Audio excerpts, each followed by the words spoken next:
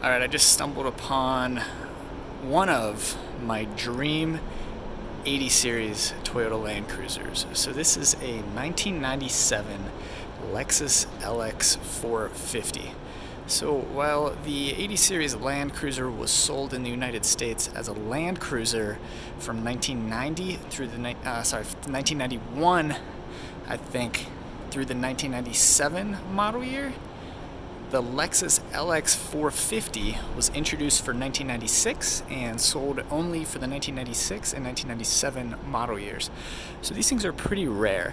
Differences between these and the Toyota Land Cruiser are pretty minor.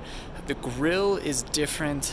I believe the headlights are different, even though you have to look at them pretty closely to tell the main differences.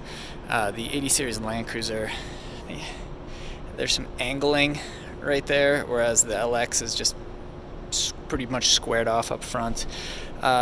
Contrasting body cladding is another indicator that you're looking at an LX450 and not an 80 series Land Cruiser.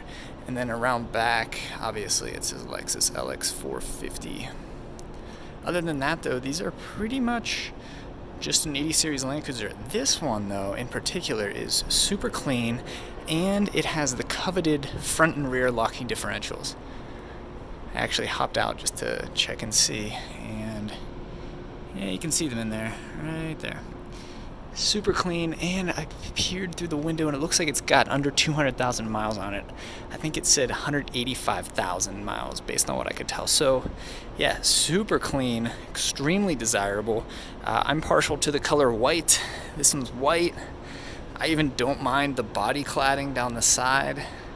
I know some people remove this, but there are actually holes drilled into the fenders. So if you remove the cladding, you then have to fill the holes or just live with the holes in the metal underneath. So not a real easy thing to do. You can see photos online of these without the body cladding, but they're pretty uncommon, so I think it's just something that I would live with. But yeah, this thing is really rad. It's bone stock.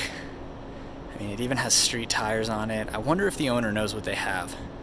If I were selling this thing, under 200,000 miles, lockers, the 95 through 97 model year 80 series are more desirable than the earlier model years.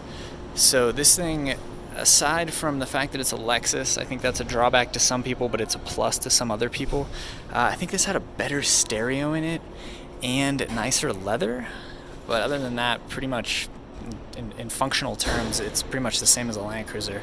So if I were to price this thing, I'd probably peg it at, I'd probably list it for $14,000 with that little mileage on it and with the lockers. But yeah, rare gem here in the parking garage at Nordstrom.